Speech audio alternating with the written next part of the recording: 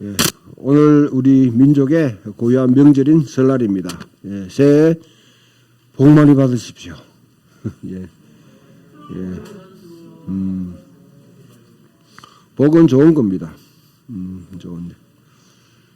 네, 우리는 그리스도인이기 때문에 물론 이 세상에 속해 살고 있지만은 또한 우리의 삶의 리듬은 예수님의 생애를 또 이렇게 기본으로 삼아서 이렇게 살아가는 사람들입니다. 오늘 주연절 세 번째 주일인데요.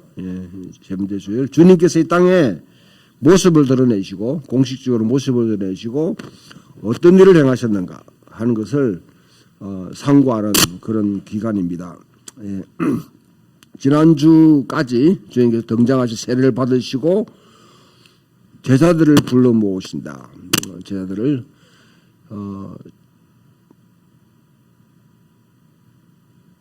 흔히 생각하기를 예수님이 막 활동하시면 뭐 4,000명, 5,000명 막 떼구름처럼 몰려들 것처럼 생각하지만은 주님은 그런 곳에 그런 어떤 숫자에 전혀 관심이 없었습니다. 사람들은 거기에 관심이 많죠. 얼만큼 많이 모였느냐, 얼만큼 많이 모을 수 있느냐. 그게 하지만 하나님은 예수님은 한 사람 한 사람 그렇게 그와 함께 하나님 나라를 가꾸어갈 사람, 이루어갈 사람, 그 사람들을 부르신 것입니다. 예수님 평생에 12명을 아주 작정하셔서 그들을 3년 동안 같이 생활하시며 이렇게 하나님 나라 유업을 나누어 주셨는데요. 물론 그 외에도 다른 여러분들이 있겠지만은 그러나 주님의 뜻을 가슴에 담고 자기 삶의 하나의 삶의 방식으로 가치로 받아들이고 살았던 사람들은 12명입니다. 위대한 선지자, 위대한 또 뭐 구세주, 메시아에게서 우리가 기대할 수 있는 숫자가 아닐 수 있죠. 아닐 수 있죠. 예. 그러나 진짜 주님의 길을 따르는 사람들은 그렇게 많지가 않습니다. 주님이 이렇게 말씀하셨어요. 부름을 받은 사람들은 많지만, 초청을 받은 사람들은 많지만, 택함 받은 사람은 적다. 구원 받은 사람은 적다. 그렇게 하셨어요. 아무튼 주님께서는 베드로와 안드레, 그들이 그냥 맹탕, 이렇게 뭐 바다에서 고기 잡는 어부다. 그래 생각하면 여러분 오산입니다. 갈릴리라는 지역은 정말 참 고통을 겪었던 가장 아주 억압이 그 당시 정치, 경제, 사회 모든 측면에서 가장 많이 참 흔들렸던 그런 지역입니다. 그래서 오늘 여러분 읽은 본문에 보게 되면 이사야서와 마태복음 20이 이방의 갈릴리라 그렇게 하죠. 이방의 갈릴리. 아니 왜 이방의 갈릴리야? 이사야의 본문을 지금 마태복음이 그대로 인용하고 있는데요. 왜 이방의 갈릴리라 하는가?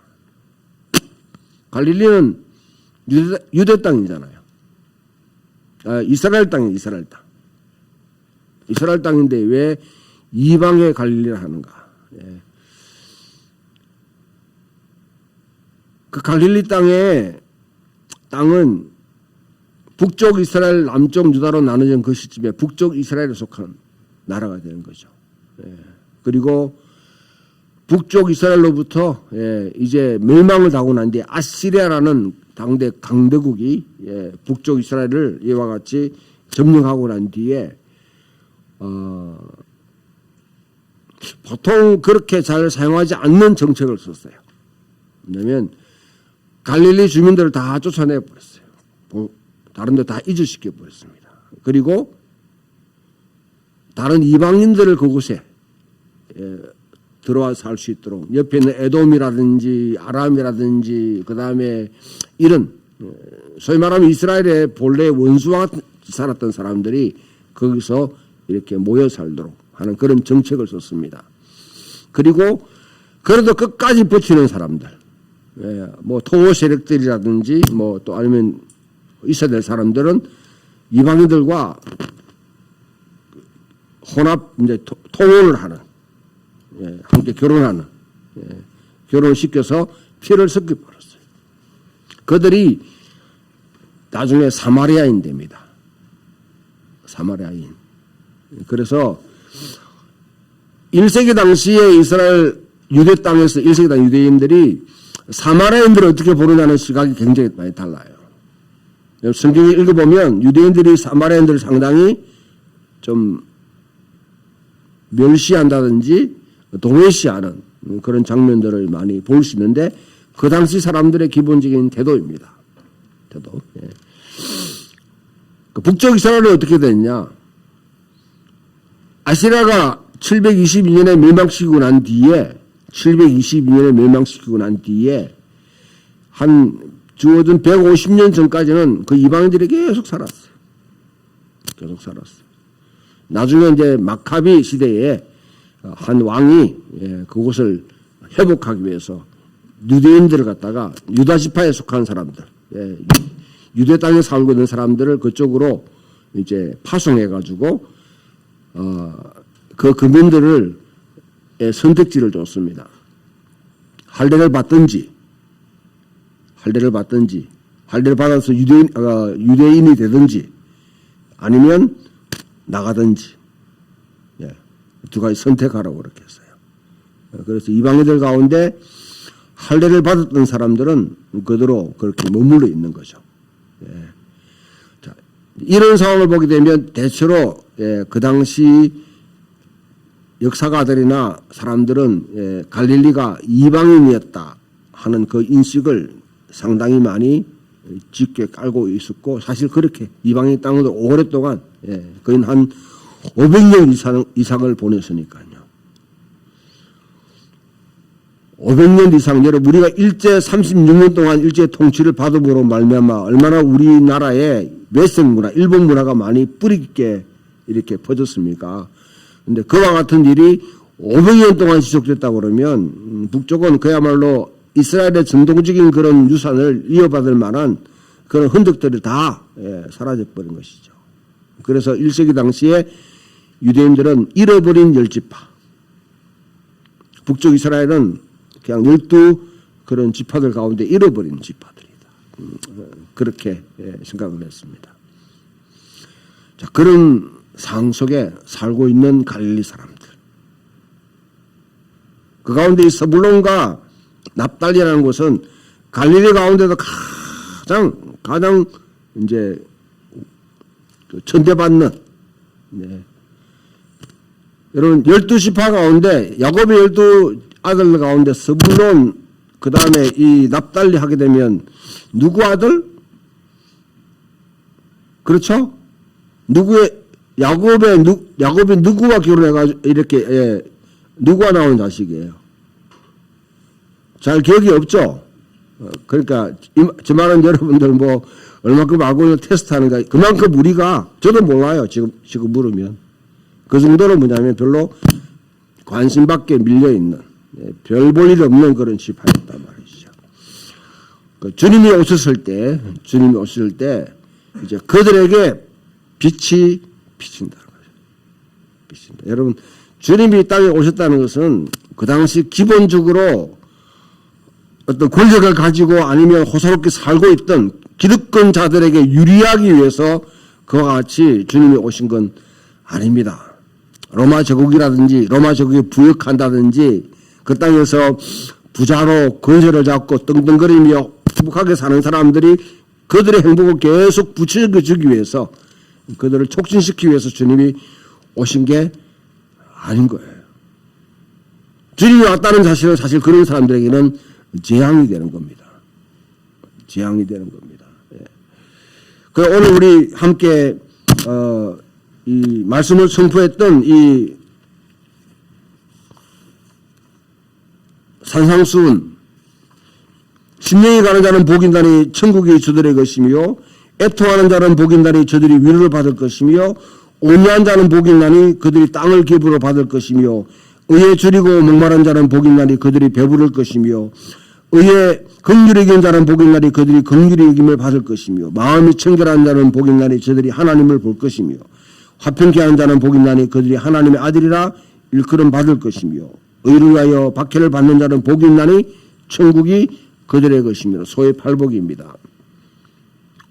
여기 여러분 가난한 자가 복이 있고 애통하는 자가 복이 있고 의에 줄이고 목마른 자가 복이 있고 바로 여러분 그들의 신분을 갖다 부여한 것 아니에요. 흔히 잘못 이해하면 그렇게 주님이 오셨을 때에 이제는 복이 있다. 자, 이제 여러분 이야기해 봅시다. 우리가 보면 36년 동안 식민지 생활을 하다가 8월 15일에 해방했습니다. 그죠? 해방됐죠? 그 해방의 선포됐을 때에 친일파에게는 복입니까? 재앙입니까? 그동안 일본에게 억압당하고 그방을 수탈당하는 사람들은 축복이에요? 재앙이에요? 갈라진 이게 바로 복음의 성격입니다. 지금 이걸 쓰면 주님이 오셨기 때문에 이제는 복 있는 사람, 화가 있는 사람이 달라진다는 것이죠. 이전 시대와는 달리. 그런 시대를 스불론과 이와 같이 납달리 있는 사람들에게 빛이 비치는 이방의 갈릴리, 그동안 억압받고 별볼일 없이 수탈당하고 했던 사람들. 당시에 예수님 당시에 전으로 한 10년, 100년여간에 18가지의 그 반란운동, 혁명운동 이런 것들이 막 일어나 다 대부분이 갈릴리 출발했어요. 그 정도로 열악한 상황에 놓여 있는. 예.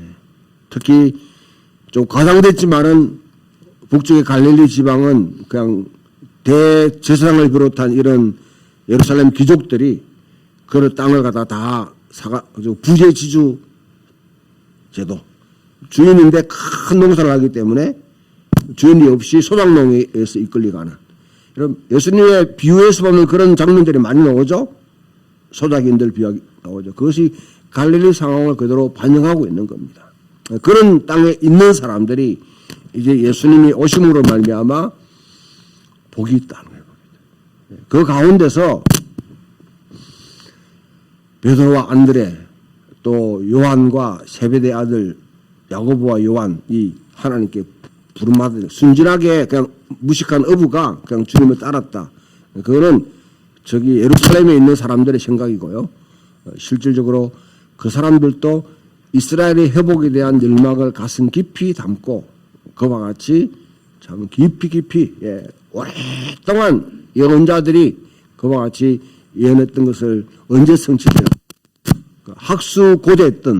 학수고대했던 그 사람들이었고 세례요한이 요한강에서 세례운동을 펼칠 때에 그냥 두 발도 벗고 가서 거기에 참여했다는 것은 그런 기대를 가슴에 품고 호응했던 사람들입니다. 그 가운데서 주님이 이제 이 네 사람을 먼저 부르시는 것이죠. 예. 여러분 예수 믿는 것 그냥 예수 믿고 죽으면 천국 가는 형식으로 그렇게 여러분 하게 되면 이 땅에서 우리 하는 모든 일 자체가 별 의미가 없습니다. 지금 여러분 살아있다는 것 자체가 기껏해야 여러분 어떤 사람들은 하늘나라에도 상급이 있다. 그렇게 하잖아요. 예. 하늘나라에 상급이 있으면 지금 세상하고 똑같은 거 아니에요? 똑같은 거 아닙니까? 예.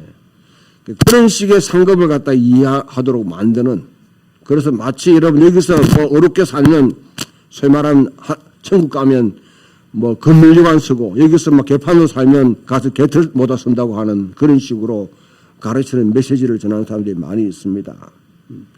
그거는 이 현실 속에 살아가고 있는 삶이 전혀 이거는 그냥 없을 세상이고 이거는 내버릴 세상이기 때문에 의미가 없는 삶을 살아가는 것이죠.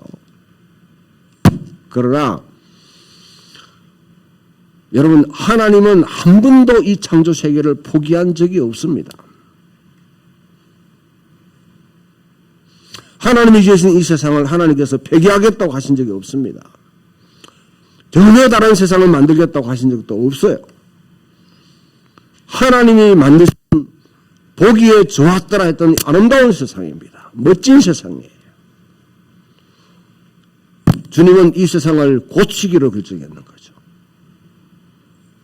다시 리메이드, 다시 재창조하기를 결정하신 것입니다.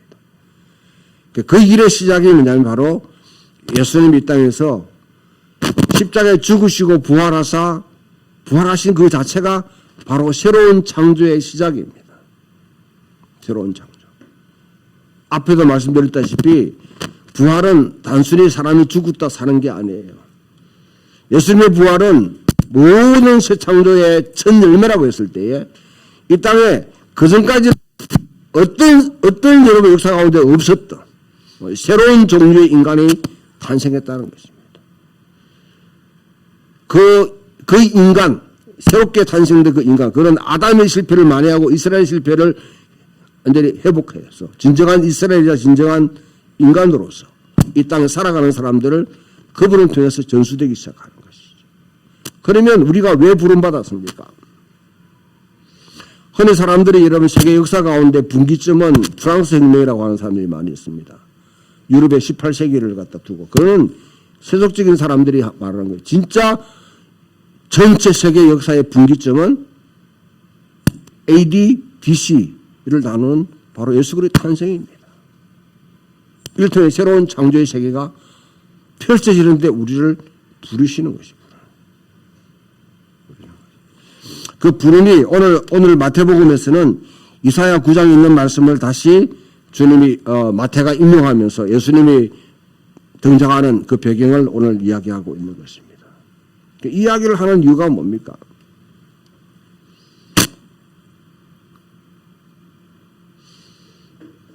그냥 단순히 어둠에 그동안 억눌리는 사람들, 핍박받는 사람들, 억압받는 사람들, 이 예수님 오면 행제 맞는다, 로또 맞는다. 그렇게 생각한다고 그러면 예수님을 3년 동안 따라다녔으면서 예수님 십자가를 이해하지 못했던 제자들과 똑같은 것이죠. 내가 받을 혜택만 계산하고 있으면, 내가 누릴 수 있는 어떤 그것만 이렇게 계산하고 있으면 예수님은 어쩌면 우리에게 실망만 안겨주는 분일 수도 있습니다. 그래서 예수님이 사후에 엠마오로 내려간 두 제자에게 보는 것과 같이 절망. 그 절망만 우리가 느낄 수밖에 없는 거죠. 하지만 이 땅에 살고 주님을 따라가는 삶이 비록 완벽하지 않는다 할지라도, 멋지고 화려하지 않는다 할지라도, 우리가 영웅이 되지 않는다 할지라도, 이 땅에서 주님의 모습을, 주님을 닮아가는 그 삶을 살고자 몸부림치고 살아간다고 그러면 그것은 다가올 주님의 나라에, 오늘 우리가 이 니케아 신조를 고백할 때에 고백했던 내용이 있죠. 우리는 오고 있는 세상에 살게 될 것을 믿습니다. 오고 있는 세상. 그게 바로 새하늘과 새 땅입니다. 여러분, 예수 믿으면, 잘 믿으면 뭔가 영적인 어떤 그런 은사가 막 넘치고 연계가 보이고 막 그걸 갖다가 추구한다면 여러분들 추구하세요. 그러나 그거는 추구할 게 아니에요. 그건 하나님의 선물입니다. 때로 하나님이 그런 사람들 한 사람 한 사람 세워서 세상을 갖다 돌파해 나갈 수 있는 그런 계기를 주시는데, 모든 사람이 그런 사람을 곤란해져요. 은사운동하는 사람들이 때로는 이런 착각에 빠집니다. 때로는 여러분 예수 믿고 우리가 하면 멋지 성공하고 위대한 사람이 되고 영웅이 되는 것처럼 생각하는데, 여러분 하나님 우리가 영웅 되기를 원하는 분이 아닙니다. 신앙생활 하면서 우리가 뭔가 여러분 이 세상에 고지전을 점령해가지고 많은 권력과 능력을 가지는 것이 마치 신앙생활 잘하는 것처럼 보인다면, 그거는 그거는 여러분, 그런 번영의 복음이고, 그건 바알의 복음입니다. 내가 이따가 미천하게 보이고, 별 볼 일 없이 짓밟히고 살아간다 할지라도, 내가 주어진 삶의 환경에서 신실하게 하나님 뜻을 따르려고 하는. 그러다가 실패할 수도 있어요. 넘어질 수도 있어요. 그러나 실망하지 마십시오. 하나님은 그 사람을 소중하게 생각합니다. 그래서 주님께서 말해요. 적은 자가 큰 자가 되고 큰 자가 작은 자가 된다는 말이 바로 이 말이야. 앞선 자가 뒤선 자가 되고 뒤선 자가 앞선 자. 가난한 자가 복이 있나니, 의에 줄이고 목마른 자가 복이 있나니, 애통하는 자가 복이 있나니, 온유한 자가 복이 있나니. 온유한 사람은 마음이 편한 사람이 아니에요. 그건 짓밟혀가지고 찍소리 못하는 사람입니다. 그 사람이 복이 있는 세상이, 그 사람들 통해서 예수님은 하나님의 나라를 작동하기로 결정하신 것이죠. 그 일에 우리가 참여했다는 것이 정말 참 복음이고 기쁨입니다. 시편 말씀이 우리에게 주는 게 뭡니까? 다윗은요, 다윗이신데 다윗은 12살 때 기름 부음 받았어요. 12살 때. 나중에 여러분 왕으로 온전히 이스라엘의 왕이 된 게 몇 년 동안 걸렸겠습니까? 20년 걸렸습니다.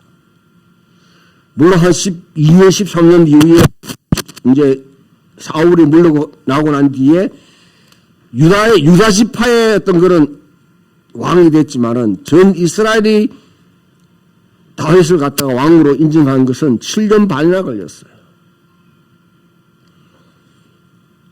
12살 때 그와 같이 여러분 사울에게 찍혀가지고 이리저리 여러분 광야로 돌아다니면서 성전 예배에 한 번도 참여할 수 없었습니다. 왜? 가면 죽는데 어떻게 가요? 하나님께서 여러분 그런 거 다 물리치고 성전 예배에 무조건 참여하라고 그렇게 요구하시는 그런 빡빡한 하나님은 아닙니다. 제가 주일 성수를 여러 번 강조하지만은 진짜 먹고 살 게 없어가지고 내가 먹고 살아야 될 상황이면 주일날 일하는 사람을 갖다가 왜 여러분 그것이 비난받아야 됩니까? 하나님이 비난받아야 되죠. 사랑하는 자녀에게 그와 같은 삶의 여러분 현장을 주지 못한 하나님이 비난받아야 되지. 왜 여러분 참석할 수 없는 주일날도 일을 할 수밖에 없는 상황에 있다고 그러면 그걸 갖다가 여러분 우리가 비난할 수 없습니다.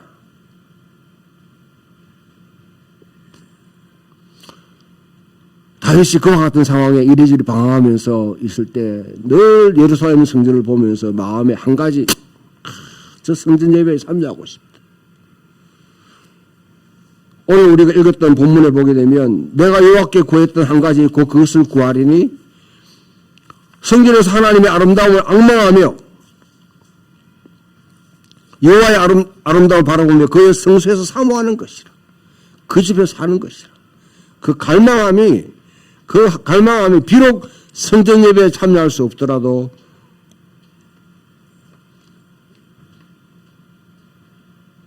제가요 군대에 있을 때 DMZ 안에 있었습니다. 8개월 동안 있었는데 하루 8시간씩 3교도로 근무를 해요. 주일날도 근무해야 됩니다. 그건 교회가 없습니다. 교회가 없어요. 주일 성수하라고 여러분 교회 나가면 교회 간다고 하면 그거는 나는 탈영병 돼가지고 죽어요. 거기서는. 주일날 예배가 너무너무 그리운 거야. 너무너무 그리운 거야. 예. 그와 같은 마음을 저는 간접적으로 그러나 여러분 저는 그냥 군대 생활하기 때문에 그런 거고 다윗 같은 경우는 도망갑니다 지금. 그러면서도 주의를 향한 성전을 향한 그 사모하는 마음이 그 속에 있었기 때문에 나중에 요한복음에 보게 되면 성전을 향한 마음이 그 마음이 불타오르더라 그 마음속에. 다윗은. 예. 하나님의 영광이 머무는 곳을 그만큼 사모하는 것이지. 저는 여러분이 하나님의 영광이 머무는 자리, 하나님의 임재가 있는 곳을 사모하는 여러분 되기를 소망합니다. 그 마음이 없으시면 우리 속에는요 신앙의 열정 자체는 다 형식으로 위선에 이런 불과해집니다. 하나님의 영광이 머무는 곳이 어디입니까? 교회? 아닐 수도 있어요. 그러나 교회는 이 땅에 우리가 성산을 행한다는 것은 뭐냐면 이건 전례적으로 성산을 행한다. 하늘과 땅이 맞물리는 시간입니다. 하늘이 이 땅의 빵, 아주, 여기 빵이 뭘 그렇게 거룩하겠어요. 이곳에 하나님이 임재하신다는 주님의 약속을 따라 우리는 믿고 그것을 시행하는 것이죠. 그 외에 여러분 우리가 다른 장소에도 여러분 삶의 현장에서도 하나님의 성도들이 함께 모여서 주님의 은혜를 갈구하며 그 가운데 하나님께 영광을 돌리는 그 시간, 그런 것을 사모할 수 있는 마음, 직접 참여하지 못한다 일 때문에 다른 불가피한 상황 때문에 참여하지 못한다 할지라도 그것을 사모하는 마음이 다윗에는 있었는 것이죠. 그런 시대가 오기를 학수고대했던 사람이 바로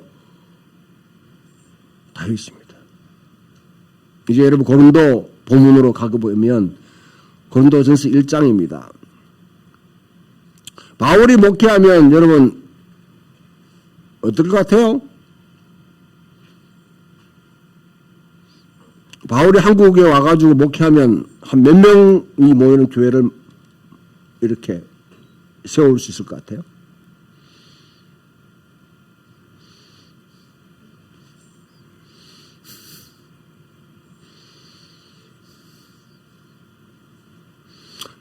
고대니까 그렇지만 고린도는 사람들이 북적북적 하던 여러분 우리 부산과 인천과 같은 그런 도시입니다.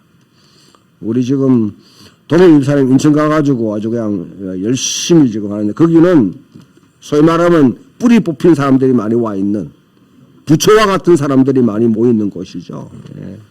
그 연고가 없어도 뭔가를 할 수 있는 그 기회를 찾아가지고 동일 집사님도 열심히 지금 참여하고 있습니다.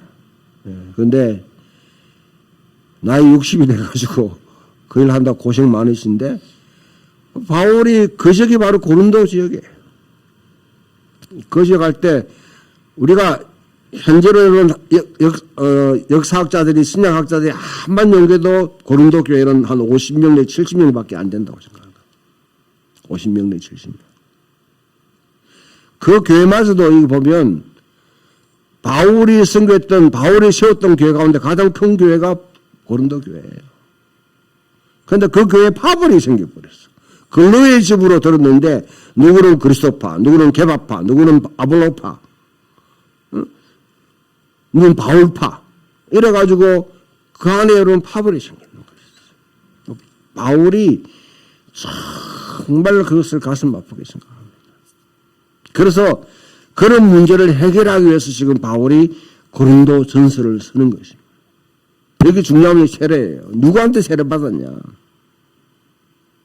누구한테 세례 받았냐?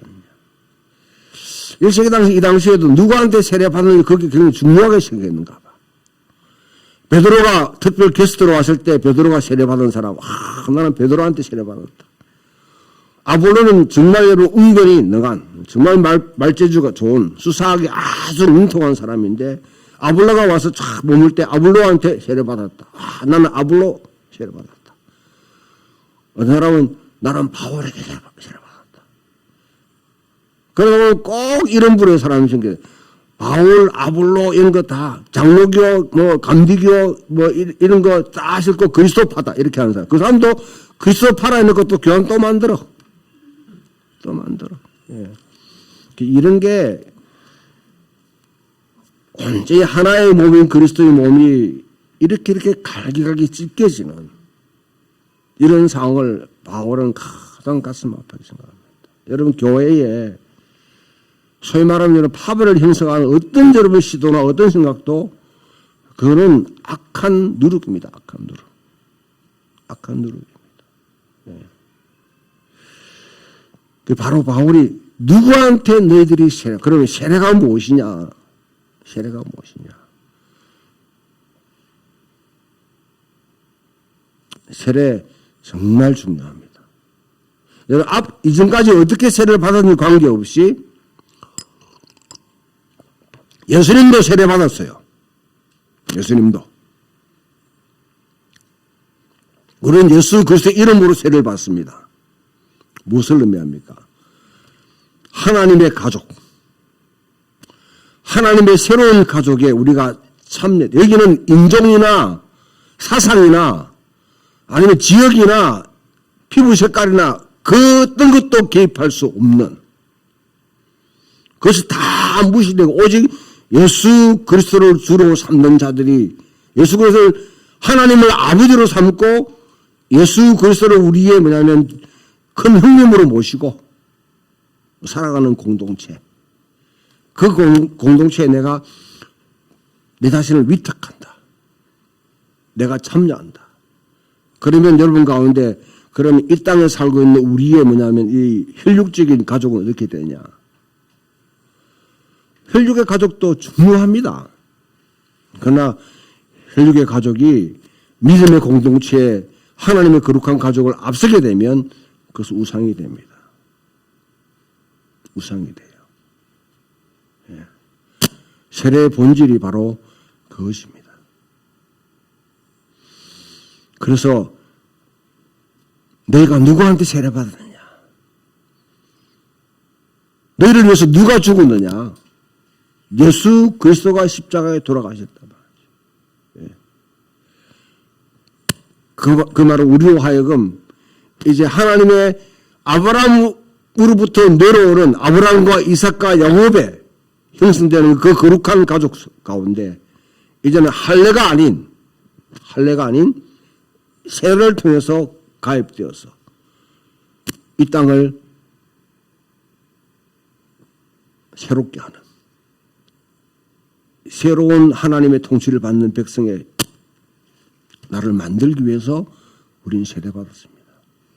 거기에 우리가 공개적으로 우리 자신이 고백하는 거죠.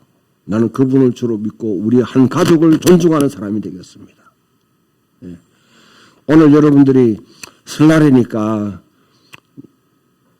다들 좋은 시간입니다. 물론 여러분 설날 되면 마음이 불편할 수밖에 없는 상황에 있는 분들도 계세요. 나는 민족에 대해 그건데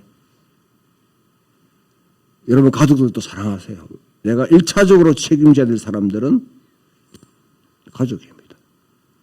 그러나 항상 그리스도 안에서 우리가 이 거룩한 공동체의 한 가족으로 우리가 함께 소속되어 있다. 참여되어 있다. 그것을 잊지 않고 이 땅에 하나님의 또 백성으로 살아갈 수 있는 저와 여러분 되기를 주님의 이름으로 축원드립니다. 찬송가 35장 부르겠습니다.